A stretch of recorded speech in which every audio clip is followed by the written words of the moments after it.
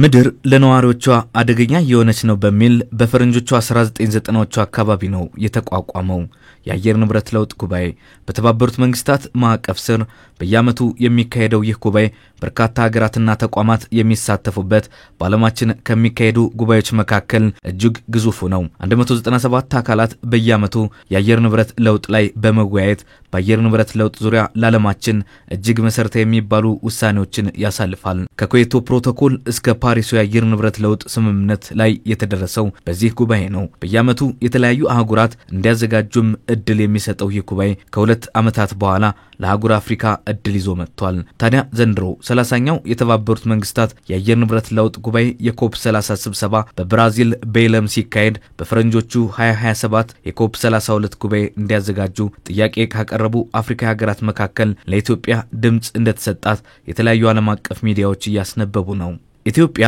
በስብሰባው ላይ ኮፕ 32ን የማስተናገድ ጥያቄ በይፋ ያቀረበች ሲሆን የአፍሪካ ሀገራትም ጉባኤውን እንድታስተናግድ ድጋፍ ሰጥተዋታል የአፍሪካ የአየር ንብረት ለውጥ ተደራዳሪዎች ቡድን ሊቀመንበር ሪቻርድ ሙዮንጌ ቡድኑ የኢትዮጵያ የኮፕ 32 የማስተናገድ ጥያቄን ተቀብሎ ማጽደቁን ገልጸዋል የኮፕ 30 ፕሬዝዳንት የሆነችው ብራዚልም የአፍሪካ ሀገራት ኢትዮጵያን መምረጣቸውን አረጋግጣለች ተደራዳሪ ቡድን መደበኛ ያልሆነ ውሳኔ በሁሉም የጉባኤ ተሳታፊ ሀገራት መጽደቅ እንደሚጠበቅበትና ይህም ኮፕ 30 በሚጠናቀቅበት ህዳር 12 ቀን 2018 ይፋ ይሆናል ተብሎም እንደሚጠበቅ ተገልጿል የተባበሩት መንግስታት የአየር ንብረት ለውጥ ጉባኤ አስተናጋጅነት በድርጅቱ ስር ባሉ 5 ቀጠናዎች ውስጥ ያሉ ሀገራት በመፈራረቅ የሚያዘጋጁት ነው የሚወጡ መረጃዎች እንደሚያመለክቱትም ብራዚል ላይ የተሰባሰቡት ሀገራት የውይይታቸው ትኩረት የዓለም የሙቀት መጠንን እንዲቀንስ ሊወሰድ የሚገባው ወሳኝ እርምጃ ላይ ሆኗል አሁንም ግን ሙቀት አማቂና በካይ ጋዞች የመቀነስ እርምጃ ተግባራዊ እንዳይሆን እንቅፋቶቹ በርካታ ናቸው ሁኔታዎች ያሳሰባቸው የተባበሩት መንግስታት ዋና ጸሐፊ አንቶኒዮ ጉተሬዝ የሚፈለገው ለውጥ እንዲመጣ የዛሬ 10 ዓመት ሀገራት የብክለት መጠን ለመቀነስ ቃል የገቡትን በአግባቡ ተግባራዊ እንዲያደርጉም አስቀድመው ጠይቀዋል ሀገራት ቃል የገቡት የብክለት መጠንን የመቀነስ እቅድና ተግባራዊነቱ መካከል የተፈጠረው ክፍተት እንዲጠብም በፍጥነት መንቀሳቀስ ይኖርብናል እያሉም ነው ያ ደግሞ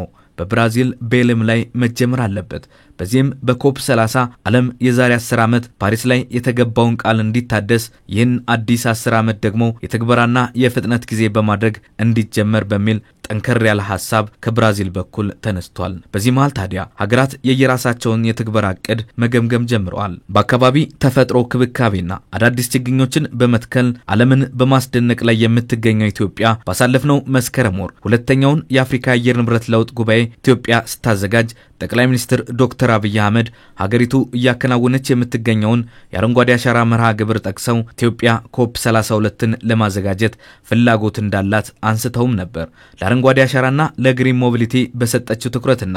የታዳሽ ኃይል በመጠቀም ረገድ ከአህጉር አፍሪካ አልፋ ለመላው ዓለም አርአያ የሆነች የምትገኘው ኢትዮጵያ የፓሪሱን ስምምነት ላይ ከተጠቀሱ ተግባራት በአረንጓዴ አሻራ ትግበራና የነዳጅ ተሽከርካሪዎችን መጠቀም ለመቀነስ ፖሊሲ አውጥታ ተግባራዊ በማድረግ ላይም ትገኛለች We ask our global partners ዓለም አቀፍ አጋሮቻችንን እንጠይቃለን በመጎዳታችን ምክንያት እርዱን አንልም ነገር ግን እኛ ባለራዕይ ስለሆንን አብራችሁን እንድትሰሩ እንጠይቃለን አየር ንብረት ለውጥን ለመቋቋም በአየር ንብረት ለውጥ ላይ ኢንቨስት ማድረግ ጊዜው አሁን ነው investment ምንም እንኳን የተባበሩት መንግስታት የአየር ንብረት ለውጥ ጉባኤ በአህጉር አፍሪካ ለ5 ጊዜ የተካሄደ ቢሆንም ናይጄሪያ ያቀረበችው ጥያቄ ኢትዮጵያ እንድታስተናግድ በአፍሪካ የአየር ንብረት ለውጥ ተደራዳሪዎች ቡድን ተመርጣለች ለዚህ ደግሞ እንደ ዋና መስፈርት ኢትዮጵያ በአየር ንብረት ለውጥ መከላከል ረገድ በአፍሪካ ያላትን የመሪነት ሚናና የአመራሩ ቁርጠኝነት የአፍሪካ ዲፕሎማሲ ማዕከልና መዲና አዲስ አበባ ለኮንፈረንስ ቱሪዝም ምቹ መሆኗ ኢትዮጵያ የአፍሪካን ድምጽ በዓለም ይበልጥ ተደማጭ እንዲሆን ማድረጓና የችግሩ ዋና ተጎጂ ድርድሩን እንዲመሩት እድል ስለሚሰጥ የሚሉት ይገኙበታል